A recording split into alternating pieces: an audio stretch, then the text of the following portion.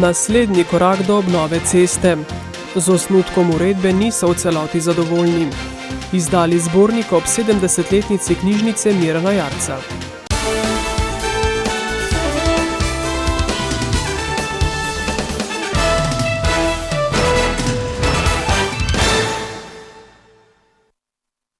Lepo pozdravljeni.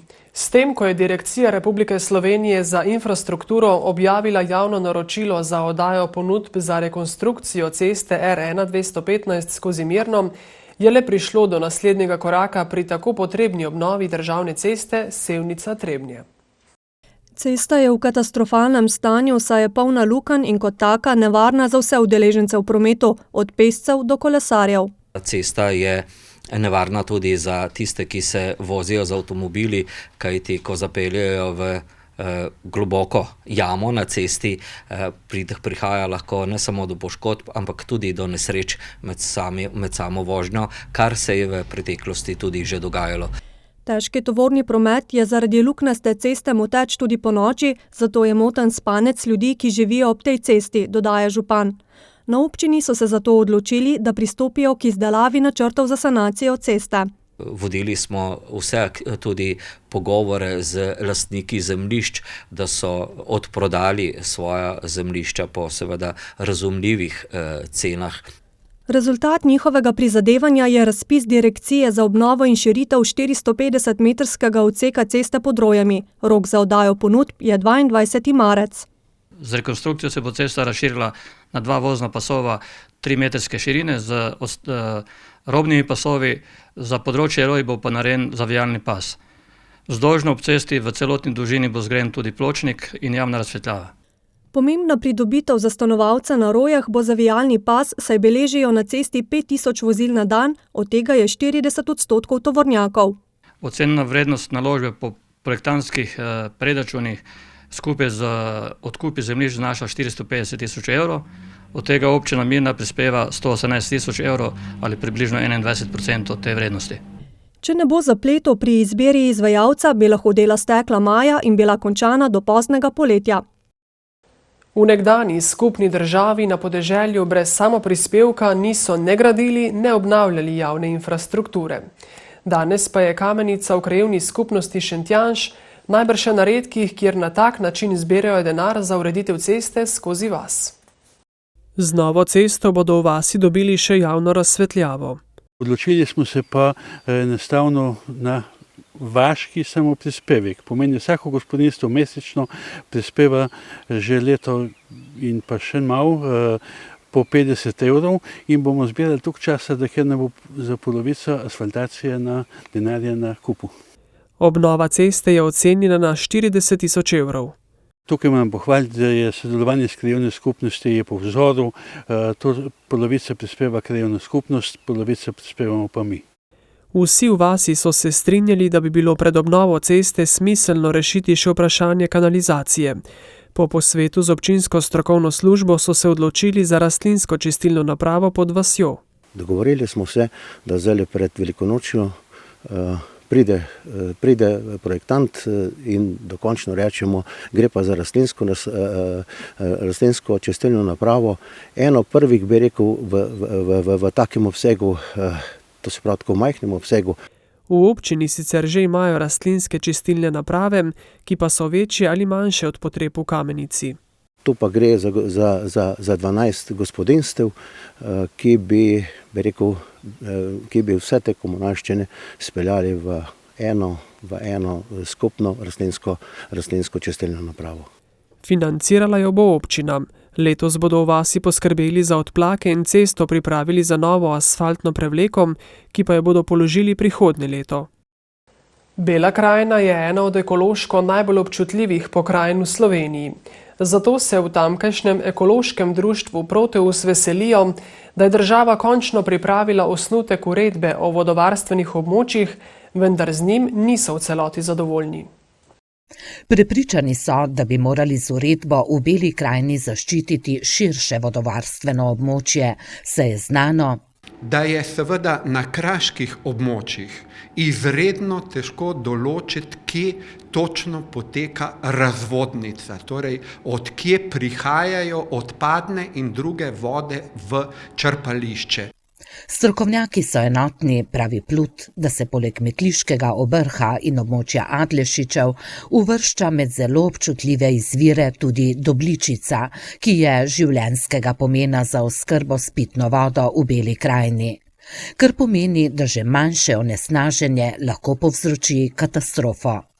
Zato bi morali zaščititi širše območje njenega zaledja in na njem omejiti uporabo umetnih gnojil ter zaščitnih sredstev, kot so pesticidi.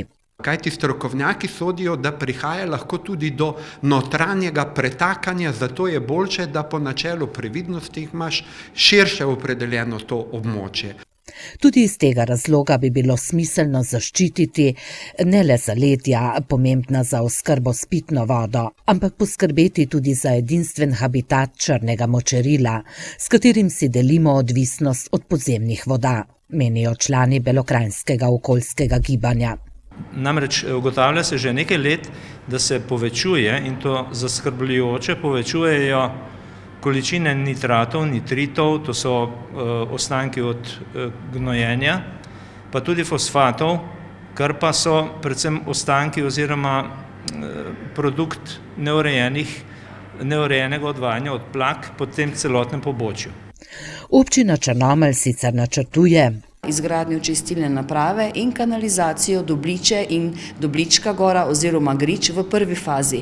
Potem pa seveda bomo nadaljevali še za Jernejevo vas, Jelševnik in za to širše območje. Upajo pa na ustrezen razpis.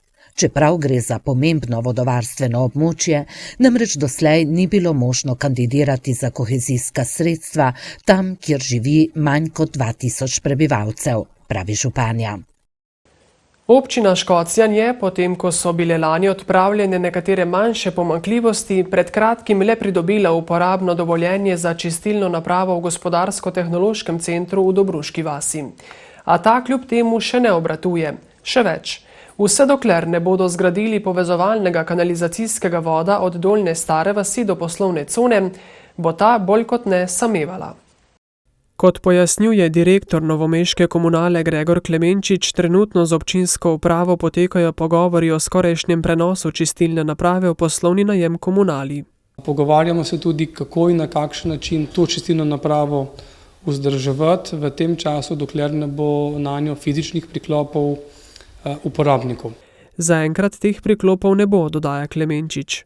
Ker gre za membransko tehnologijo, za delovanje membran potrebujemo toliko in toliko količine odpadne vode in tudi, če bi priključili na čistilno napravo samo Bramag in pa mislim, da je še CGP v tej coni, je to premalo količine za delovanje čistilne naprave.